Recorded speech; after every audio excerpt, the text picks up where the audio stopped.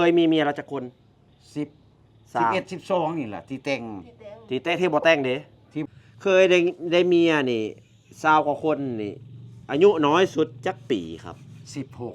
16 14อ๋อเอามาหมดแหละ อืม บ่แม่นว่า ได้เมียเท่านี่เป็นอะไรได้เมียเท่าซ้ำกัน นี่เท่ากับซ้ำกันเอาใจคือกันกับผู้มัชินีนะอุ้ยยัง ได้กอดอยู่บ่เห็นทะเลครับ บ่แหละผมไม่โกรธไม่ เสเป็นแสนแขนก็ไม่ได้จับสุขีมันเสมอมันคือเก่าความเจ็บอย่าให้ได้ความไข่อย่าให้มีบ่นอนตื่นสายบ่อายทำกินบ่หมิ่นเงินน้อยบ่คอยวาสนาเด้อพี่น้องเด้อกราบงามๆไปทุกท่านนะครับผมทั่วประเทศหรือว่าทั่วโลกก็ได้พี่น้องโซนยุโรปอเมริกาหรือว่าทางเอเชียบ้านเฮาเนาะจ้ามื้อนี้มาพบพอกับบ่าวเดชนครพนมคือเก่ากับน้องฝนพาเลาะพาเที่ยวนะครับผมมาตามติดชีวิตรักต่างวัยนะครับผมของบ่าวเดชไอแสงหรือว่าน้องฝนกับสาวจันนะครับผมมื้อนี้ครับผมมีเรื่องราวน่าติดตามนะครับผมเพราะว่าคนให้ความสนใจหลายนะครับผมเกี่ยวกับรักต่างวัยของบ่าวเดชบ่าวแสงน้องจันน้องฝนนะครับผมหรือว่าคู่ใดๆก็ย่าที่บ่าวเดชลงนะครับผมอย่าลืมไปเบิ่งช่องน้องฝนนะครับผมลงคลิปประมาณ 18 นาฬิกานะครับผมไปเบิ่งคลิปเด็ดได้ครับผม 18 นาฬิกาเป็นพิธีแต่งงานของหนุ่มไทยนะครับผม58 ปีคือไอ้แสงนี่แหละครับผมแต่งงานกับสาวจันนะครับผมหรือว่าสาวลาวเฮาเนาะเอาไปติดตามรับชมช่องน้องฝนเด้อตอนแรงเด้อพี่น้องเด้อ 18 นาฬิกาช่องน้องฝนนะครับผมเฮาไปเบิ่งได้นะครับพี่น้องเฮาสิอัปเดตให้เบิ่งนะครับผมหรือว่าตอนแรกนี่แหละลงตอนแรกนี่แหละน้องฝนเนาะจ้าลงทันลงตอนแรกเนี่ยคลิปน้องฝนต่อจากคลิปบ่าวเดชเด้อพี่น้องเด้อเดี๋ยวสิขึ้นช่องให้เบิ่งนะครับผมช่องน้องฝนอยู่ด้านหน้าบ่าวเดชนี้นะครับผมไปกดติดตามเพิ่นได้เลยครับเป็นกำลังใจเพราะว่าผู้ติดตามเพิ่นยังน้อยแค่หมื่นนะครับผมหมื่นต้นๆนะครับพี่น้อง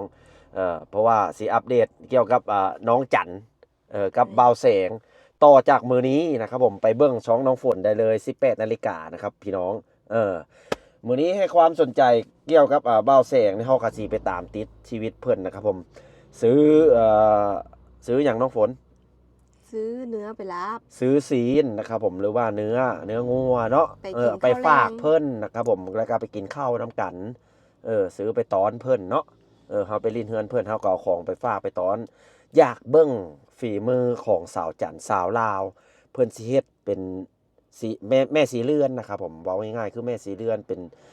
แม่ครัวที่ดี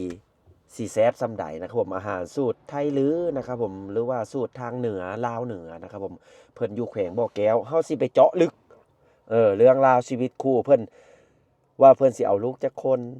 แต่งงานกันแล้วนะครับผมผูกแขนน้อยกันแล้วเรื่องราวเพิ่นอยู่นำกันเป็นจั่งใดมีปัญหาหยังกันบ่นะครับผมเพิ่นใช้ชีวิตแบบใดเฮาสิเจาะลึกเข้าไปเนาะพี่น้องเนาะไปตามติดชีวิตนำกันนะครับผมตอนนี้เฮาอยู่ทางเข้าบ้านเพิ่นนะครับผมเฮาสิถ่ายตั้งแต่หนทางนะครับผมฮอดเฮือนเพิ่นเลยนะครับผมถ่ายจากสถานการณ์จริงนะครับพี่น้องก่อนชมอย่าลืมฝากกดติดตามกดไลค์กดแชร์เพื่อเป็นกำลังใจให้บ่าวเดชกับน้องฝนเด้อพี่น้องเด้อ2ช่องเลยนะครับพี่น้องลุยกันต่อนะครับคุยกับน้องฝนไปนำทางเด้อพี่น้องเด้อไปสตาร์ทรถเลยครับท่าจริงเลยนะครับ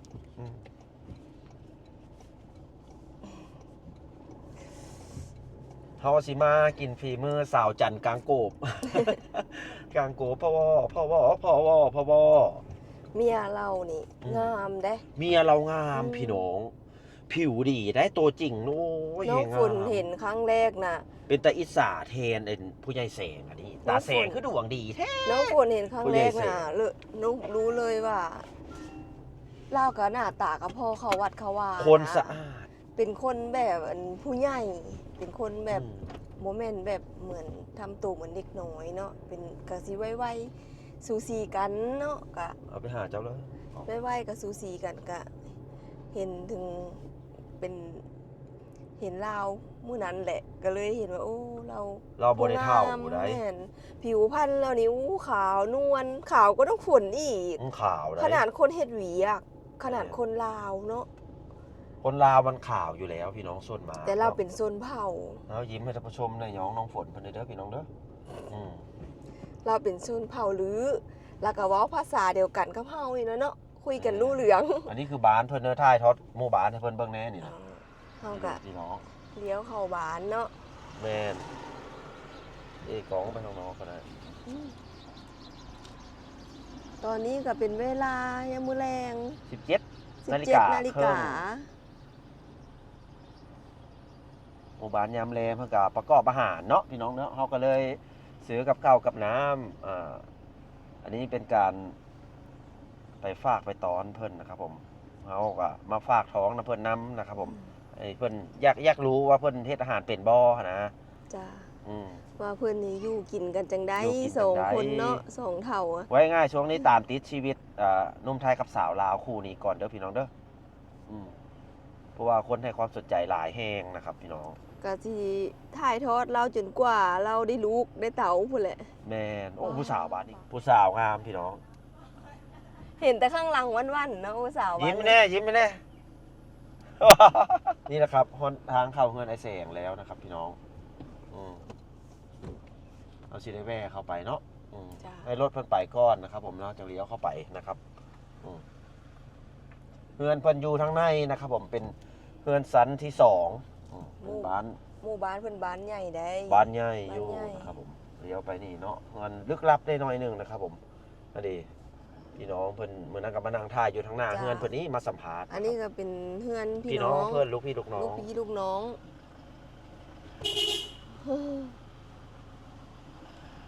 สวัสดีครับ เป็นได้เนาะบาวเดดเด้อโอ้เฮ็ดหยังนี่นะ กิมขอบ่เอ โอ้ อ เพิ่นกินมาขอพี่น้องไอ้แสงอันนี้นะ จ้า โอ้บ้านนี้มีคนมามันน้องฝน แม่น ผิวพรรณดีได้แต่พ่อไอ้แสงกับรูปหล่อได้สาวลาวจนแล่นมาหา พี่น้องเอ้ย นี่ ง่ายหลังพี่น้องเอ้ย ตูน ตั้งเพื่อนหักขาดขึ้นบาวเดดมาแล้ว ตูนัก เราได้ซื้อตังค์ โอ้ยค่อยน้ำหนักหลาย นางพี่พอดีเดี๋ยว เจ้าฮับพี่ซอฟได้ค่อยเอวฮักเมียค่อยหายเลยเอวฮักโอ้ยจันหัว เราได้คนตังค์ เก้าอี้ฮักเรือตะวิ่งดีเกือบหงายหลังหงายครึ่งหนึงพี่น้องเอ้ยเอาสิถามซะดอก ธรรมชาติ เอาเจ้ายังเอานั่งอยู่บนนี้นะ หนังบ่เป็นหยัง เออ เอาข้างเสย แม่น ไปคุย พี่เจ้าน่ะไม่มาสิแตะคนหัวดังพี่น้องเอ้ย เอา เป็นได เจ้าสองคนน่ะคุยกันนะปะ นี่ ทะกัน ส่วนมากให้ผู้ใดเฮ็ดอาหาร ก็มีแตมีนั่นแหละ มีแต่เมีย แต่ข้าได้เพิ่นมาอยู่นำมีแต่ ถามแน่ผู้สาวลาวครับ เจ้าเคยได้เมียมาแล้วเนาะ เคยเมียมาแล้วจักคนเขา โยมัน เอาบอกท่านผู้ชมไป มันหนักลง นับหลงหลายพี่น้อง หลายก็เร็วกัน หลาย แบบ ครับจะ แบบเราอกหักมาแล้วก็มีสาวลาวมื้อนี้แหละสิมาถามนะครับผม ว่าจักคนนี่โยว่าสาวเต้นถามโพนะ ป้า สาว มีย เดิ ป็ นได้ สาวพี่น้องเอ้ย เออ ส่วนม้าเขาทิ่มหรือเจ้าทิ่ม ขนดค่อยเต้งนี่10ป้าย อืม ที่ พวก ที่ คนที่แต่ง ที่ผู้แคนเต้งนี่11 12 บ่แม่นตีลูกตีเมียบ่ ไม่ได้ตีจักคือ แค่หาย ไม่ได้ให้ก็คุยกันธรรมดาเขาก็ไป แม่นทั้งบ่ได้คุยกัน เบิ่ง เขา ควา ก็ ม หลั เหลี่ ก ยม หนี ของ เขาหลักหนี โอ้แบบรักหนีก็มี หลักหนี้ก็มี โอ้เบิ่งในชีวิตเราเศร้า แนวนั้น พี่ ได้ เว้ามาแล้วเศร้า เออ แบบล้นน้ำตาไหล เก็บคำนำกระดิ่ให้เอ็ดหน้าเลยบัดนี้มาเหินนี่สมมุติว่าเฮาดำนาอยู่หน้า อืม มีเฮือดอยู่เหินซะเด้อไปหาหมอมาแล้วเขาลงกรุงเทพนั่นน่ะก็มี ลักไฟ บ่ได้ผิดกัน ลับ่ได้โดดเด้งนี่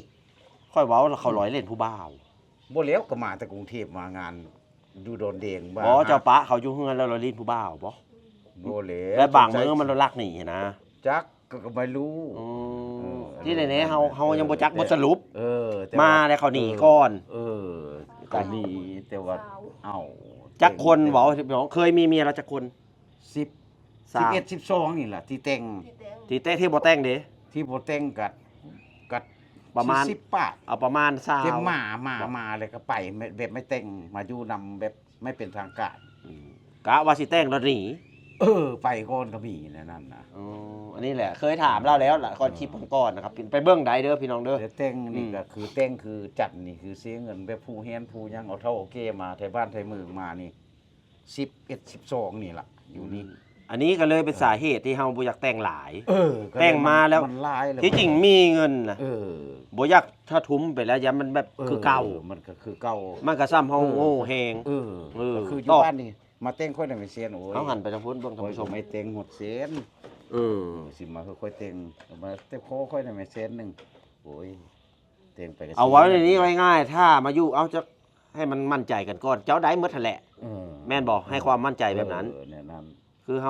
ามันหลายคนพี่น้อง หลายแล้วค่อยก็เลยว่า เป็นซาวเติ้นซาวขึ้น นั่นแหละ แต่งแน่แต่ง12เหรอวะฮะเคยแต่งเมียมาแล้ว10บ่แม่นเป็นสาเหตุหนึ่งคือแบบเขาสงสัยมาบ่แม่นเอาก่อนหน้านี้บ่แม่นรุ่น40เขาเว้าจะเอารุ่น10กว่าปี อาจสิเป็นสาเหตุหนึ่งบ่ ก็10กว่าปีก็มี อ่า 16ปีก็ นี่ มี แหละจุดนี้แหละ ก็อายุหลายก็มีได้เท่าเทีมกันก็มี โอ้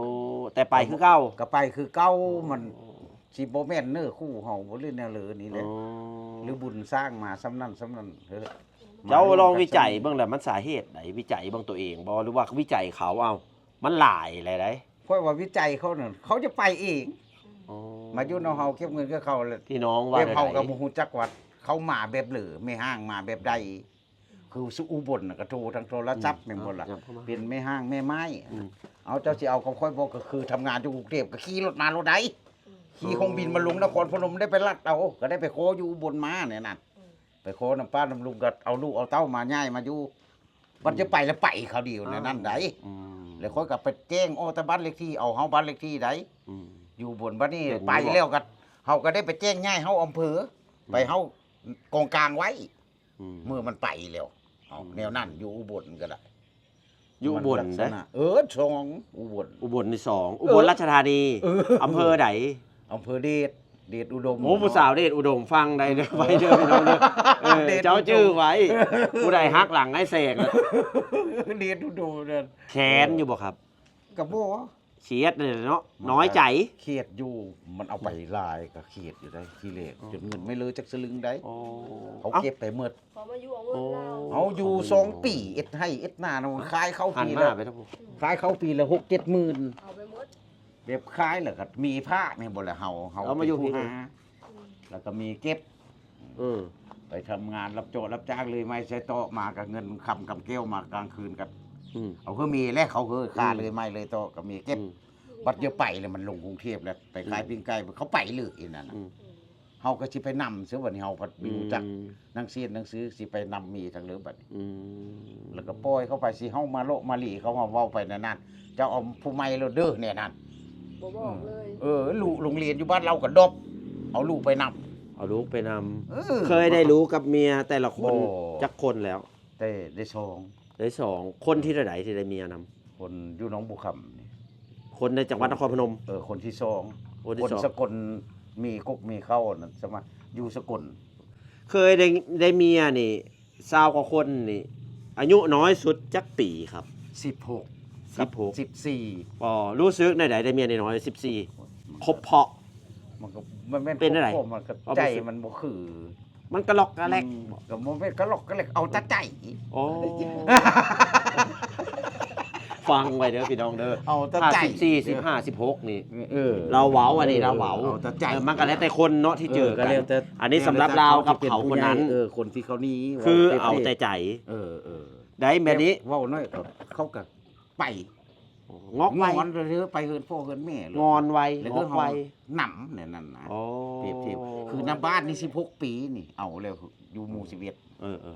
คำเว้ากันนะเฮือนนะสานฮ้อไปเฮือนพ่อเฮือนแม่ ฮ้อ เฮาหนำเนี่ยนั่นเอา บัดนี้ได้มีอายุสูงสุดจักปี อยู่ สูงสุด 40 50ก็มี 50ก็มี ไล่เลี่ยกันก็ ไล่เลี่ยกัน น้อง เจ้า ก็สี่ 58เขาสูงสุดคือ 50 เออ ประมาณนะ50 51 เอามาหมดแหละ อืม บ่แม่นว่า ได้เมียเท่านี่เป็นอะไรได้เมียเท่าซ้ำกัน เมียเท่ากับ ซ้ำกันเอาใจคือกันกับผู้มัชินีนะอุ้ยอย่าเว้าแตะดิกน้อย เป็นไตต้นลาวครับผม เนี่ยนะ เป็นไตต้นลาวนะครับผมไอ้เสียงเนาะ โอ้ บ่แม่นการบานบ่ส่งบ่ ทรงคือเก่า การบานส่ง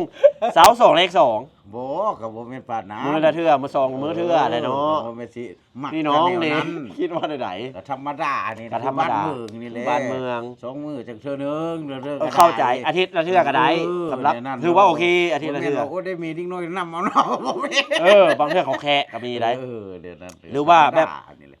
ถ้าเฮ็ดดูเขาก็แคะ อืม ถ้าบ่เฮ็ดดู เขาก็จะแค่ เว้าเรื่องเฮ็ดอะไรเนาะต้องเว้าเรื่องอันนั้นเขาก็แคะคือกัน ถ้าบ่เฮ็ดเลย เฮ็ด นะ นั่นแหละ เราประสบการณ์สู้กันฟังเนาะ เราประสบการณ์ตรงๆเลยเปิดเผย เผย เปิดใจครับว่าเขาอยู่น้ำกันเฮิงแล้วได้เนี่ย บางคนว่าโอ้มันหลายปานนั้นบ่11 12 บอก บางคนก็ไม่ซื้อได้ บอกหนูบอกผู้ชม คนอา เนาะ ยุมัน เขาว่า สิได้ เขาบ่เชื่อบางคนนะ บ่ซื้อเด้อมาถามพ่อถามแม่ถามไทบ้านนี่ย่างเขาไทบ้านบักเสียงได้คุมมีจักคนนี่ เมิดบ้าน ว้ายเขาหูจักคน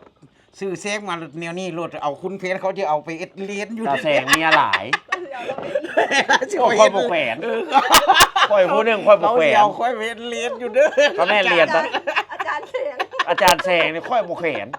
ค่อยยันเมียหนี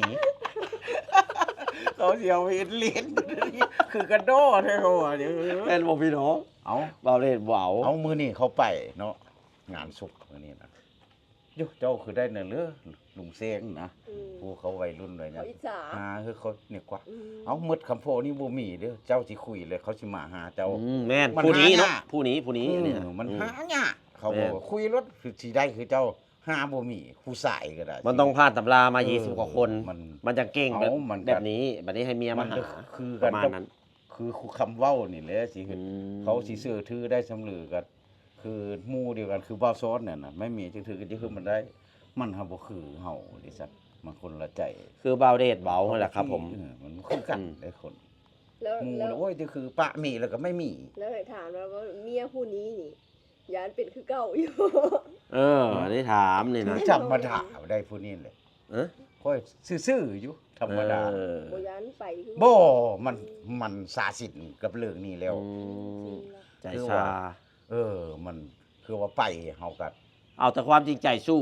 เอา เอาสารยาถ้าเขาสิไปห้ามบ่ได้ ห้ามบ่ได้อะ ถ้าเขาสิอยู่ มันไปมาลายแล้วกัน คือเขาจริงใจแล้วซ้ำนี้ คือว่าเฮามอบใจให้เขา อ่า ผู้นี้แล้วเฮาสิเลี้ยงดูเขา สุด เท่าตายแล้วเฮาก็บ่แม่นว่าสินอกใจ ไว้ง่ายเฮาเฮ็ดดีสุดซ้ำนี้ ว่าค่อยสิไปลิ้น แล้วแต่เจ้า อะไรพวกนี้แหละสิไปลิ้นผู้สาวค่อยก็บ่ได้ลิ้นเขาว่าสิหนี้เรื่อง เออ ค่อยยังบ่ลิ้นอยู่ก็แล้วแต่เขา เขาเว้าเขาก็ย้องมาอยู่เจ้า จัง เจ้ายากินเหล้า เออ เขาก็ย้องมาอยู่ ยาก็สู้ยาบาดนี่ ยายาสู้ยาสู้ ยา นะ กับ พี่ ยา น้อง ผู้นี้มายาสิ เออ ยา ลดให้เนาะทุกอย่างเลย ออ จาก2มื้อเท่านึงก็มื้อละเทื่อเล่นบ่จันหยอกกันเด้อพี่น้องเด้ออย่าถือสาเนาะนี่แหละครับบัดนี้เฮาโงมาถามเรื่องนั้นไปเบิ่งกล้องน้องหาน้องฝนมันตรงหรือบ่โงมาถามเรื่องคนที่แบบเคยตัวเนาะ เออ แบบสาวลาวเคยถึกสาวลาวตัวอันนี้นะเฮาสิมั่นใจได้สำใดแบบนี้จักคน อยู่ตู้ สิอุ้มหน้าเข้ามาเด้อ สี่ อืม เด้อ สี่เอาคนแรกเอาหันไปพุ่นเฮา ค หัน นเลขนะ อืม บ่แม่นโต้ดอก จะเอาไปเฮ็ดซอยเพิ่นก็ได้น้องฝน บ่แม่นตู้ดอก จะเอาไปเฮ็ดซอยเพิ่นรถ บ่แม่น แต่บ่ได้สิเปิด คิด ใจ ว่าเขาเจ้าตุ้ม อันนี้ ใช่ปะ ข้อสำคัญเนาะนี่เนาะ ข เอาคนแรก อย่าเว้าว่าทางพังพุ่นตุ้มใช่ปะหนึ่งก็เฮา คนแรกซื้อหยัง คนเลขพังพุ่นบ่ที่สิลื บ่เป็นหยัง ลื่นกันพังนั้นเนี่ยบ่เอาที่ลิ้นสาวพังนั้นเนาะ ฟังพังนั้นอย่างเดียว ฟังน้ำเอาอย่างเดียว สาวลาว กับซื้อตัวโย ตัวดอตัวข้อตัวนะเอาคนแรกซื้อหยัง ก็พูดได้รู้อะไรที่เจ้าไปเวท ตัวย่อ ผู้นั้นแหละ ซื้อหยังคือตัวย่อ อุบล อ้างสาวอ๋อ สาว สาวอุบลอันนี้เปิดเผยแล้วบ่เป็นหยัง เปิดเผย อันนี้เปิดเผยแล้ว แต่ว่าหนึ่ง คนแรกเป็นอะไร เพิ่นมาเปิดใจคือบัวได้รู้เนาะ อืม ทีแรกนะเขาลงคลิปลงนั้นคือเจ้านี่แหละ อืม มาถ่ายเปิดใจ ไทยบ้านเขาอ่ะนะเปิดใจ ไทยบ้าน มันบ่แม่น ใจ สองเบาเดชเอาเมดอย่างแน่เอา วันนี้ก็เลยเห็นหลุดมัก เอา ขั้นแรก เรามาเป็นขั้นตอน มักเลยโอ้ติดโตวันหลดเอาเบอร์โทรนำผู้อันลงเฟซนะเขาก็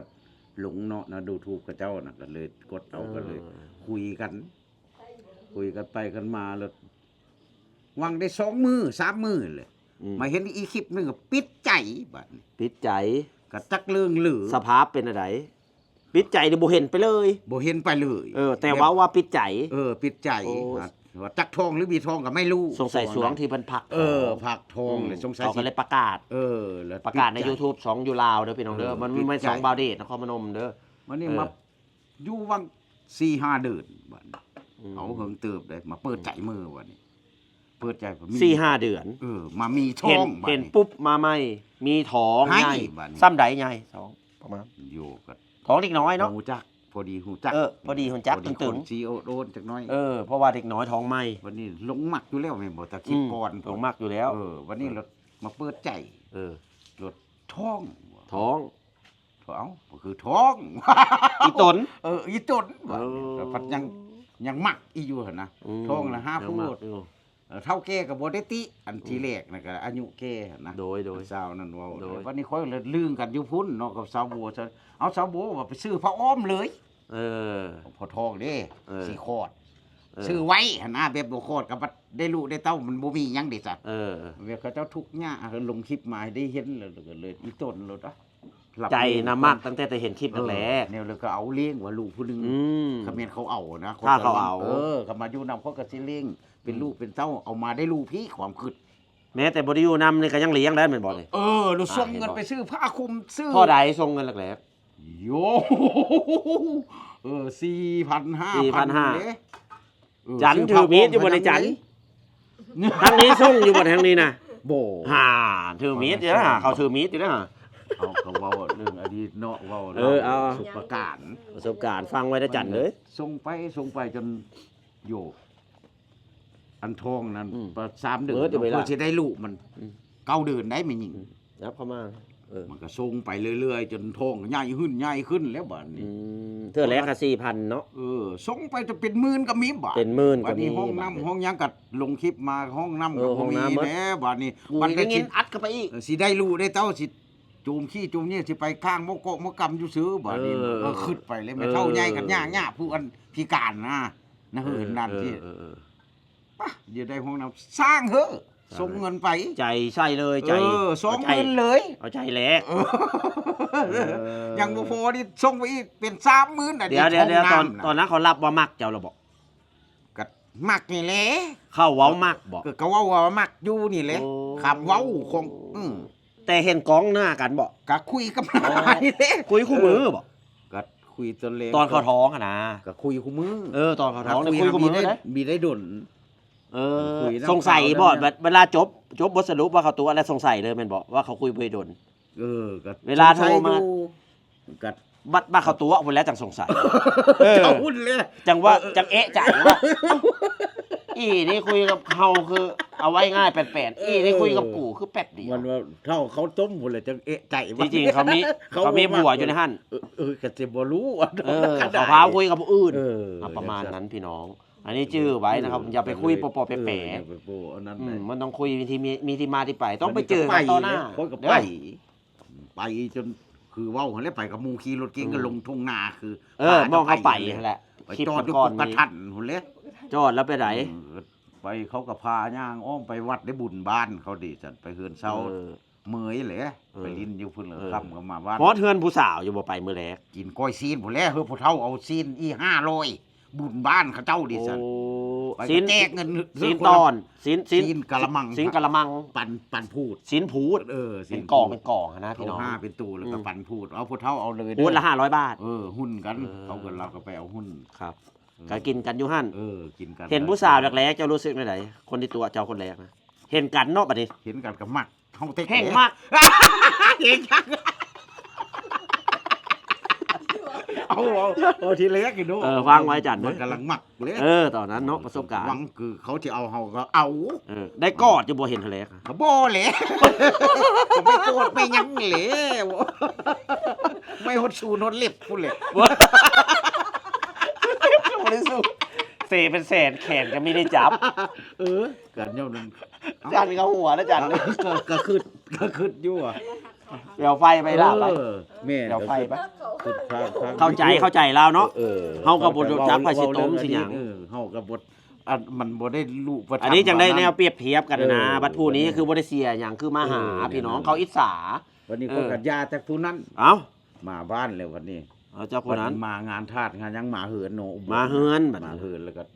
บัดนี้พ่อคือพ่อเว้าเด้อโอ้ยมันบ่ได้กันดอเราก็เบิ่งดวงเบิ่งหยังดิซั่น เราเบิ่งลักษณะคน เบิ่ เบิ่ ง ง ลักษณะรู้บ่ได้กันดอมันบ่คือเรา บ่คือ เราเว้า อืม ค่อยก็ไม่รู้หยังดออันพ่อเว้ากับเขาเจ้านะก็ไปส่งงานทาสค่อยก็คืออีก 5,000 ให้อีก ห้า 5,000 มทาสมือได้5มือบุญทาส ตอนนั้นเขามาด้วยตัวเองบอกงานทาส ทั้งแม่เฒ่าผู้เฒ่ามาส่งเพื่อมันอยู่นำค่อย เออ แล้วอีบุญบ่อยู่ เออ บัดนี้บ่ได้อยู่นางนั้นบ่อยู่ ได้แสงขึ้นแล้วมีไฟบ่อ้าย ก็มีอยู่ก็ นี่ดิ มันสิได้โทษเอาเฮาในพุ่นแหละ เอาอันนี้ก็ได้นี่ ซอย เออ บ่เลย นี่แหละคุยกันนี่แหละได้บอก ได้อยู่ เอาคุยต่อ บ่เลยจังเอาเฮาใน ซอยแล้วกัน ให้มียิงเขาเฮ็ดไปเลยนะเฮาคุยกันอยู่เอาส่งเขากราฟนี่เหมือน 5,000มานอนนี่บ่ ก็มานอนหื่นนี่ เจ้าจัดอยู่บ่มามื้อนะ ก็บ่แหละ เฮ้ย เขาก็นอนกับลูกกับแม่ ค่าไปสั่ง5,000 ก็ค่าห้ามมาก็เฮ้อซื่อๆไปซื้อนมเฮ็ด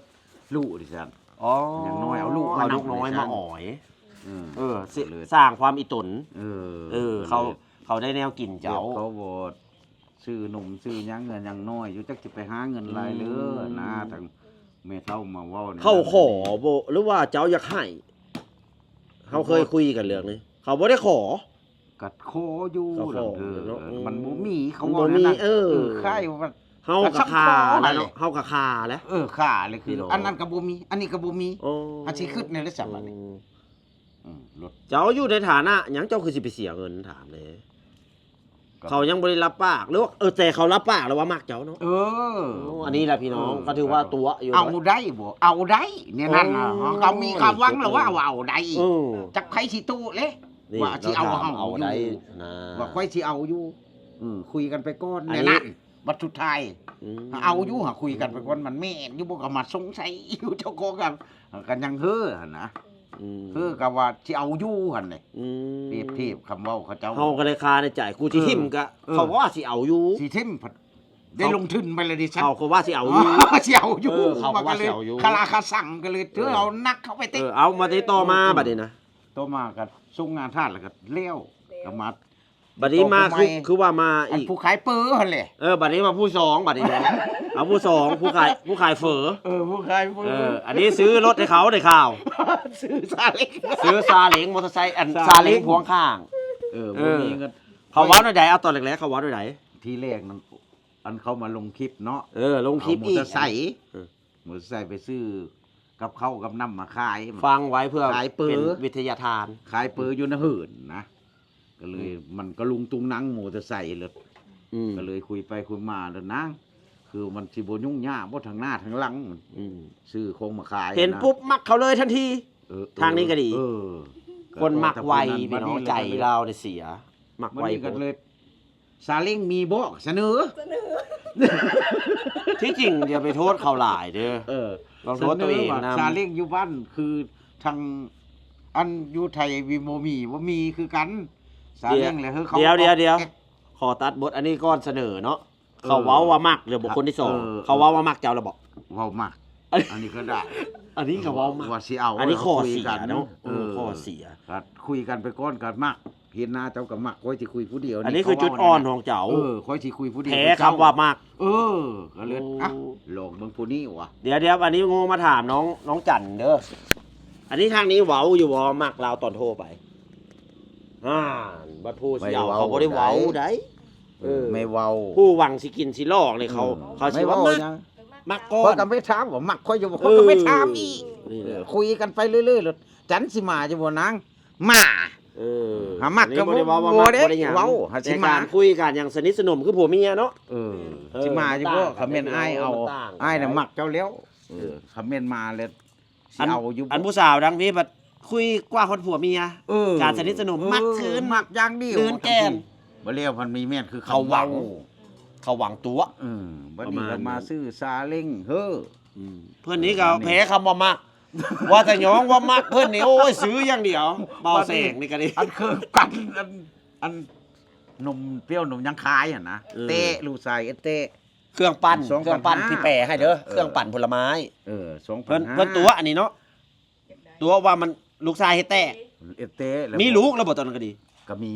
โอ้ ผู้ชายคนหนึง มีลูกแล้วนะครับผมแม่ลูก ใหญ่แล้ว แม่หางไว้ง่าย แม่หาง ซ้ำแม่หางนะครับพี่น้อง ก็เลยส่งมาที่ซื้อมันขายดีๆเลยลูกเอ็ดลูกตกแต้สัตว์ ก็เลยคาด ที่จริงแตกอยู่บ่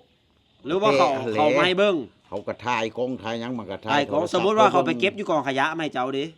ก็บ่แล้วก็ตกอยู่หั่นก็ถ่ายในเฮือนเฮา เจ้าที่หูจักว่าตกตอนนั้น หรือเจ้าโทรอยู่บ่ โทรก็คุยกันเขาก็เปิดกล้องนี่จ้ะ พอดีตกนี่ เออก็ลู คาก แม่น เอ็ดเต้ก็ เดี๋ยวสมมุติว่ารถมอเตอร์ไซค์เขาล้มโป๊ะเขาจะไปซื้อมอเตอร์ไซค์บ่อ้ายเอ้ย จักเหลียว ไม่บ่จันเอ้าอันนี้เพิ่นโทรไปพอดีเห็น เออ พอดีเห็นพอดีเครื่องปั้นแตกเพิ่นเห็นเพิ่นซื้ออย่างนี้เลยบัดโทรหาน้องจันเด้อันเครื่องซักผ้าเสียซื้ออยู่บ่บ่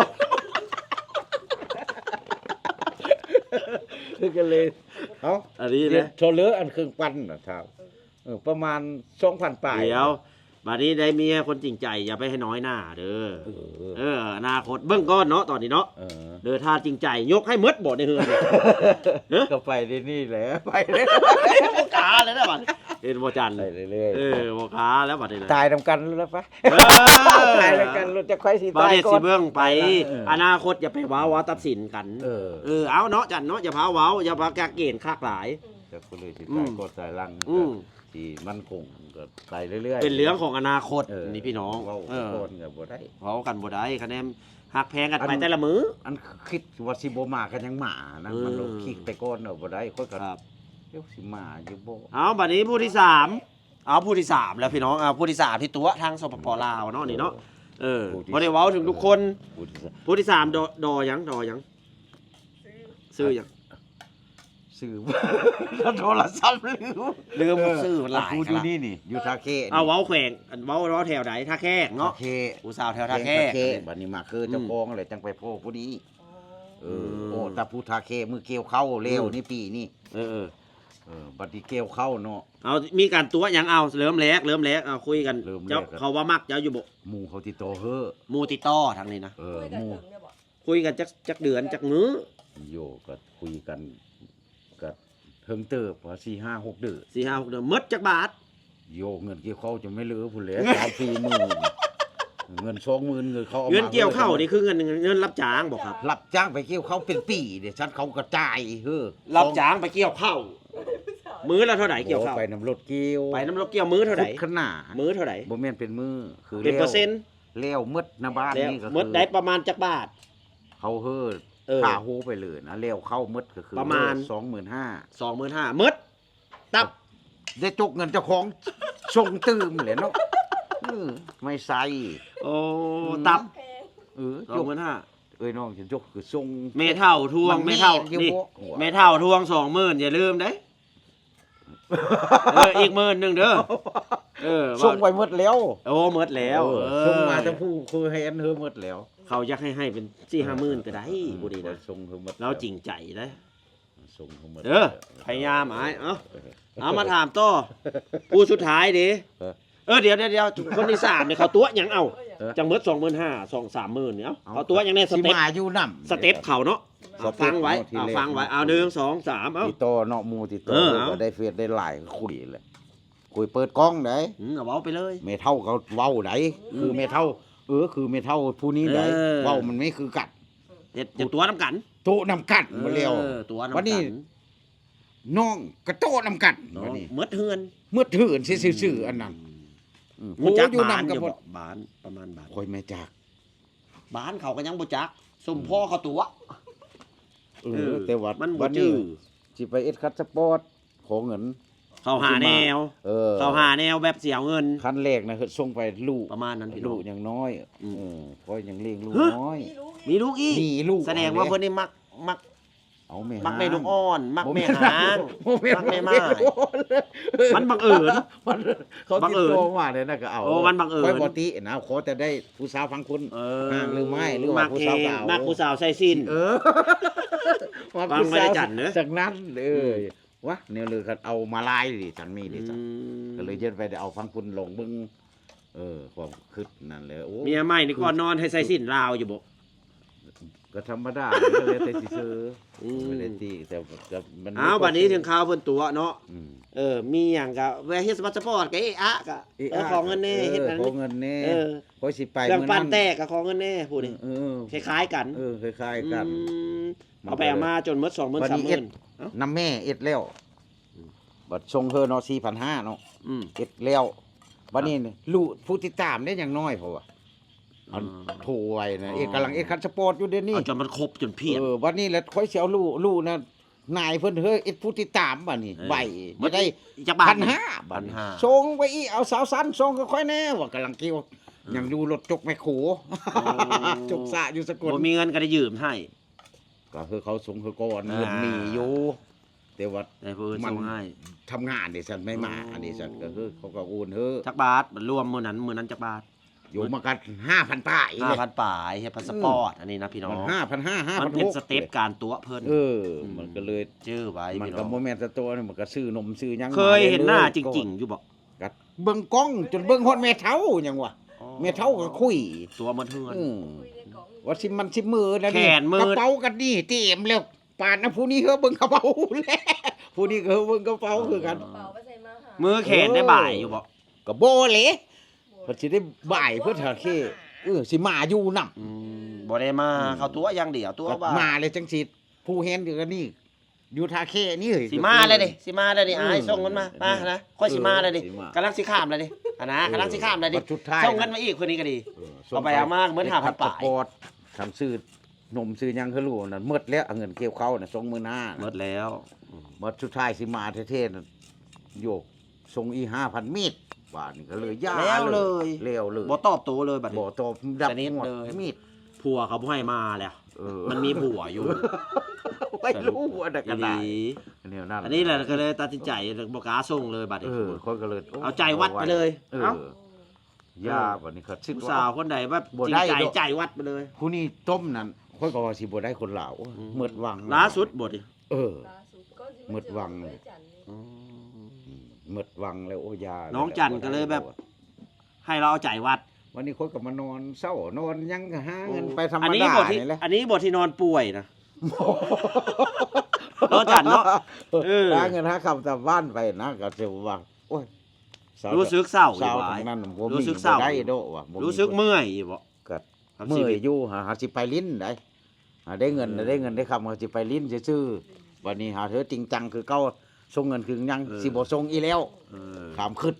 อันอยู่ผู้เดียวนั่นนะถ้าแม่นได้หมู่ได้เงินได้โซนก็สิห้ามไปลิ้นเที่ยวแล้วก็ยา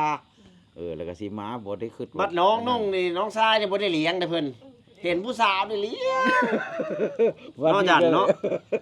วันนี้ก็เลยยาแต่เพิ่นมาวันนี้ เพิ่นนี่ทุ่มเทแนวนี้ ขึ้นอุกคืออังรถปะโทรลิ้นน้องสาวที่อยู่บ้านโคกใหญ่นะเขาสาวมวยสาวโบหั่นนะ อืม โดสาวโบวันนี้สาวโบพันฮับผัดอยู่บ้านโคกใหญ่หั่นอยู่บ่เดี๋ยวนี้บ่ค่อยมาอยู่พี่ บ่ มา แก้ ทำงาน ว บ่แก้ว อ๋อพอดีบ้านเพิ่นนี้ เออ พี่น้อง พอ เล ดี ย เจออยู่บ้านเพิ่นนี้ ก็เลยปรับงอหาเลี้ยงผู้สาวอีกเจ้าก็ดี โอ้สาวโบบอกโอ้ยสาวทาแค่ต้มเข้าไปแล้ว เบิดดีแล้วอ่ะ บัดนี้ บั บั ด ด นี้ นี้ เลย นี่ โอ้ยส่งเงิน เออเอ เอ อ ออันผู้ทายดูถูกเราวันบอก ยังบ่ได้ลาบ วันนี้เราโอ้ยทางพุ่นมัน เดือนอยู่เด้อ ทางพุ่นนั่นเขาหลอกพวกยูทูบไลน์เขาเห็นเงิน ขนาดบ้าน ได้ เจ้าข ผู้ อง นี้ เขา ได้ ก็ยังเว้าว่าลอก เขาก็เลยจะได้เงิน เขาก็เว้าไปซื่อๆครับ ฟังไว้ ด้ ฟั มั ง ก ไว้ ขาลย เป็นวิทยาทาน เจ้าต้องได้ส่งเจ้าหมักเขาเด้สัน อืม เขาบ่ได้โคโดหัดเจ้าผัดลงหมัก แล้วก็ลงเสนีย์เขาก็ว่าสิมา เขาเรียกส่งเงิน คอมันคอหลาย ก็ไม่ร้ายถือละ2-3 พันมันหันเฮิง บ่หลายมันบ่ มันทำไปเรื่อยๆดิ ก็คุยไปเรื่อยๆก็ไปเรื่อยๆบ่ได้เผาเอาว่าคุยกันไปก่อนเขาว่าเดี๋ยวนั้น เขาเอาหลายคน เขาว่าคุยกันไปก่อนว่าที่มาเมื่อเลยคุยกันไปก่อนเนี่ยน่ะก็เลยให้เขายืดเยื้อไปก็ได้ส่งไปเรื่อยๆมันก็เลยหลายเล ส ย รุปแล้วซ้ำจางคุย มันลดว่ะ เอาอย่างน้อยๆ เอา เขาได้ เมา บาย พี่ แขนไปเห็นต่อหน้าจังให้จึงว่าพี่น้อง บัดนี้ลด อ่ะเหลืองให้บ่ติเนาะ เออ เดี๋ยวว่าเหลืองให้เนี่ยบ่ติกันนะครับผมถ้าให้เล็กให้น้อย4-500 วันนี้ก็เลย 2-300นะครับผม เสา บ่เกินพันนี่ก็ สาว บ่ โบ ให้ ก็เลยเอาบ่อันอ้ายคอยสิติดต่อทางพี่เฮ้อทางพี่นั่น อืม ซื่อ น้องจัน เขา เนาะ สิจริงใจคนทางพี่นั่นเพราะว่าผู้เอาเมียน้อย ว่า อันนี้บ่ เอาเมียน้อยบ่จัน โคน่ะไปเอาเมไปเอา ได้ ลา บาว ปแล้วเจ้าสะพาดเพิ่นเด้อพี่น้อง ไป เด้อ เอาสาวเหลาสูง โอ้งามเด้อสาว ได้ลูก สูง ผู้หนึงแล้วบัดนี้ผู้นี้น่ะเอาเมผู้นี้น่ะไปอยู่นำเลี้ยงผู้เลี้ยงหญ้า อืม ได้ลูก2คนสาวโบเว้าให้ฟังอัน ไป นี้ อยู่นำแม่ย่า ได้ลูก2คนเลยบัดนี้ผู้น่ะเอาเมน้อยมาอยู่เฮือน ผัวเอาเมียน้อยมาอยู่ บัด บ้า นี้ น น่ะผู้นี้รถคัดกันกับผู้นี้เฮือนเดียวกันที่เอาพ่อเอาเม อ๋อ มาอยู่นำพ่อไปเลี้ยง ผัว หญ้า เอาเมียน้อย เมียมง เอ เนาะ อ มาอยู่บ้าน มาอยู่ปนกัน ลาวด้วยกันคนกมุ คนกระมู คนขมุ โอ้แม่นลาวสูงลาวเทิง เราเถิง ถามค่อยนี่ เออ ค่อยมันไปลึก วันนี้ นะเรื่องไปลาวนะ วันนี้รถมาอยู่นำกันมันก็สิอยู่ได้บ่เฮือนเดียวกัน มันผิดแนวแล้ว เอา เนาะ มีมาอยู่น้ำมี เอา มีลูก เอาเมียน้อยมาอยู่น้ำเมียหลวงเนาะจันเนาะ ผู้นี้ก็พิษใจเลยง่ายมาเฮือนแม่มาอยู่น้ำแม่บัดนี้ อืม โอ้เขาตายแล้วยังจะเมียเท่ากับน้องสาววันนี้น้องสาวเขาก็มีครอบครัวดิสันเลี้ยงแม่ท่าอยู่เฮือนมาอยู่มันก็บ่คักเลย เฮิงได้อบ่จัน เอาได้ลูก2คนไปเลี้ยงผู้เลี้ยง บ่ ย่า ที่เขาเอาเมียน้อยมาในเฮิงได้อบ่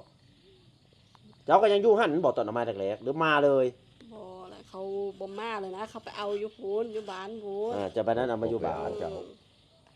บ่เหลียวเขาเก่าไปอยู่บ้านเขาเจ้าพุ่นแห ห ล้ รือว่าเอามาอยู่นำกันในเฮือนเลยมันก็บ่อยู่แล้วเนาะ อยู่ทางอุดมไส ไว้ง่าย เออ ไว้ง่ายเขาไป ไป เขาบ่มาเขาเอาเมียน้อยไว้ง่าย เอาเมียน้อย เจ้าก็เลยตัดสินใจหอบผ้าเมื่อหาแม่บ่ แม่น อืม แบบ เป็น ว่า อะไรให้อยู่บ่ บ่ได้ให้บ่ซังนะ เสียใจเนาะ อืม คนผู้ใหญ่แหละเนาะ อืม อืม อยู่น้ำ ป้าน้องจัน อยู่น้ำ น้องจันในก็ชีวิตคล้ายๆกับเพิ่น เอ ได้ อ เลยคล้ายๆกันหัวอกเดียวกันบ่ หูอยู่นํกันหลายปีเนาะน่ะมันจะมาก็รู้สึกแบบว่ามันน้อยใจนะ ทุกข์อยู่เนาะ ใจเดินแม่ เล่นมาแบบ เอาเว้าให้เพิ่นฟังหนูเว้าให้เพิ่นฟังหนู อืม อยู่กันนำกันจักปีผัวพุ่นน่ะ อยู่จนได้ลูกโซ่ เดี๋ยวให้เราเว้าเจ้าก็ดี ปลายปีเพิ่นแหละ สาวปลายปีแล้ว โอ้ อืม เขาผูกพันเป็นหยังเราจังไป เราไปเฮ็ดเวียกเนี่ยทั้งนอกบ่ แม่นเอาขับรถแล้วก็อันหับส่งอันคนเขาในเขตในคาสิโนนะ คาสิโนส่งคนทำ ส่ง งาน แขกไปหับส่งแขกนะ ส่งเคเขา เป็นแผนกขับรถทรงแค่ อืม ใจตนเพิ่นดีแต่บ่เจอสาวพ สาว ม่า ขมุ เนาะ หลายได้ทางเหนือผู้ก็ดี แม่น เขาไปเฮ็ดงาน สาวพะโมในส่วนมากทำงานหารอาหารทาน อืมอืม เราเข้าใจเนาะหารส่วนมากนะสาวขะโมเพิ่นมักผัดเสิร์ฟ พูดแล้วเอาห อื น่อย มอยู่หาร เพื่อสีเลี้ยวแล้วบ่นี่ เออ หยก แล้วก็กินดิบแล้วจะคั่วหรอ อืม พี่น้อง เอา ซิมเบิ้ง ชิมเบิ่งก่อน บ่าวเดชบ่กินดิบให้คนนี้กินดิบ ว่ามัน โอ้ จาง เดี๋ยวซิมเนาะเอาซิม คนสี มัน ไอ้แม่นเค็มกาวเอาเค็มอยู่บ่เอากาวเอาบ่ โอ้ยเสีย จาง น้ำป เอ ลา ออย่างน้อยหนึง จางหน่อยนึงเอาซิมไปเพราะว่าเรากินดิบอันนี้บ่ได้กินดิบก็ให้ผู้เป็นสามีนี่ซิมเพราะว่าคนกินดิบมันซิมได้นะครับ เพราะว่าเราต้องไปคั่วก่อนเราจังซิม เออ ก็ต้องฟังผู้นี้นะครั สั้นเราไปคู่สกอนจังสีมจนได้ว่าเสียว่าเข็ม ไปคั่วแต่ก่อน คู่ส ได้ กอน ล่า ได้ ได้ กินซุป เออ เนาะ จนได้ผู้กินบ่คือค่อยแน่พัด มันสิเค็มได้ เออ มันจะมันเข็มเอซื้อป้าตัวคู่เลย เดี๋ยวใส่ผงชูรสแล้วบ่ แล้ว โอ้เดี๋ยวให้น้องฝนก้อยให้บ่ได้ตั้งหากก็ได้ซิมฝีมือเรานำแล้วก็น้องฝนเปรียบเทียบปะทะกันพี่น้องจากนครพนมครับ เออ แสงบอกแกวเมื่อนี้ล่ะมาจนค่ำจนมืดพี่น้องไม่กินข้าวแรงตอนนี้ไว้ง่ายกันที่นอนนี่แหละกลางเต็นท์นอนเนาะกระจัดเลยเฝ้าว่าจะเป็นเสียงยังดังๆอยู่บ่ นอนนอนไส้เขาได้อยู่นอนอยู่ตรงนี้ก็มีเตียงคือกัน เออมียิงเขานอนน้ำกันได้เฮานอนน้ำกันทั้งเนาะ โอ้มันติดใจอ่ะไอ้แสงได้ผู้สาวหลาย มีปัญหาอย่างนะไอ้เสกได้ผู้สาวหลาย แต่บ่เอาเว็บวีซ่าสาวดีได้เอาเว็บผู้สาวมาหาเนี่ยเอาอยู่เนาะพี่น้องเอาเว็บผู้สาวดีหวาว ยุดแล้วเนาะมื้อนี้เนาะผู้สาวยุดยุดแล้วยุดแล้วเมียทุกคน เดี๋ยวเอาไหมมาจากไหมฮะถามเบาก่อนเลย พอดีได้ไฟข้างหลังมัน อยู่ไกลเสาไฟอันแรงสูงบ่แม่นเสาไฟแรงสูงเสาไฟโทรคมเสาไฟอันของดีแท็กนะครับผมมีไฟนำเนาะพี่น้องเนาะ อยู่จนค่ำจนมืดนะครับผมเพราะว่า FC นี่ให้ความสนใจหลายขอบอกขอบใจเพิ่นเด้อพี่น้องเด้อนะครับผมขอบใจเพิ่นเนาะเพิ่นก็เป็นห่วงมานะครับผมเออ อยู่นำเรา แต่ อยู่น้องคนอารมณ์ดีอันนี้นะ เพราะว่าบอสอันเดทกับไอ้เสียงเข้ากันนะที่คุยกันนี่เถียงกันแบบยัดกันเว้าพี่น้องเลย ก็เว้นวักอยู่นะครับผมบางอันผิดพลาดก็ขอประทานอภัยน้อยเสียงเนาะคนมันแล้วนิสัยบ่คือกันนะครับพี่น้อง คน เว้าหลาย มักมวนมักเอนเตอร์เทนก็ดีแล้วนะว่าเนาะดีกว่าแบบหน้าบูดตลอดแม่นบอกเมียเด็กเป็นคนซีเรียสหรือว่าหน้าบูดอยู่บ่เมียผู้ใหม่น้องจันเนี่ย โบแต่คนซื่อๆแบบนิ่งๆนะ นิ่งๆอ่านใจเขาออกอยู่บ่ อ่านใจโอ้ ออกแล้ว เออ อยู่นำกันจักเดือนแล้วนี่2 ก็คุยกันมาฮู้จักหลุดนะ บ่แม่นที่อยู่นำกันจริงๆนี่ เดือนที่เฮาโซง เดือนครึ่ง โซงแล้วเดือนครึ่ง เพิ่นแต่งงานแล้วมาก็แต่ง4 มื้อก็แต่งงาน แต่ว่าคุยกันเนาะนั่นน่ะ มาวันที่27แต่งงานวันที่1 วันที่หนึ่ง ก็ เดือนใดก็เดือนมิถุนาบ่ จำบ่ได้ กรกฎา อืม ประมาณหน้าฝน แต่คุยจักเดือนคนนี้นะ ก็เดือนกว่าหั่นล่ะพี่น้องย้อนหลังไป2 เดือน คุยกันพุ่นละเกี่ยวเข้าพุ่นละเร็ว คุยกันเครื่องปี เครื่องปี เครื่องปี โอ้ นะครับผม คุยกันมากับหลังโอจัดท่าแค่อะไรก็เลย เฮาสิไปหาไม่เท่าอยู่เนาะจากมือเนาะ ก็ ไปลิ้น ด้ ต้องไป คำหมดแล้ว ไหว้ไปอันนั้นเพื่อนแน่บ่าวได้สิพาไปนะครับผม ได้คำหมดแล้วมันก็ ไปลิ้นไปอันนั้นพุ่นแหละ จังยามเหลือ ไปเบิ่งผู้สาวทางบ้านเพิ่นติดภูได้พี่น้องเอ้ยติดแม่น้ำโขงแล้วก็คาสิโนบ่าวได้สิไปถ่ายแถวคาสิโนถ่ายสาวพม่าให้เบิ่งนำอยู่หั่นน่ะมีสาวพม่าได้งามได้เนาะน้องไอ้ สาว จันเนาะ มาทำงาน สาวพม่ากับผิวในตาแขกประมาณ ตอนเข้ม ฮะตาเข้มๆแล้วก็ป้าแป้งแบบนี้แหละป้าแป้งแบบนี้ เขาเว้าเป็นนะเว้าภาษาเป็นบางคนเนาะจัน เอาไปนี่ไปได้ต่อ เล่าต่อ เรา เรา พรุ่งนี้ติดตามต่อนะครับผมยังติดตามเรื่องของสาวจันกับพี่แสงนะครับผมเวลา 9 โมงเช้าพรุ่งนี้นะครับผมมาเจาะลึกเข้าไปครับ ขนมอะไรเพลงอะไร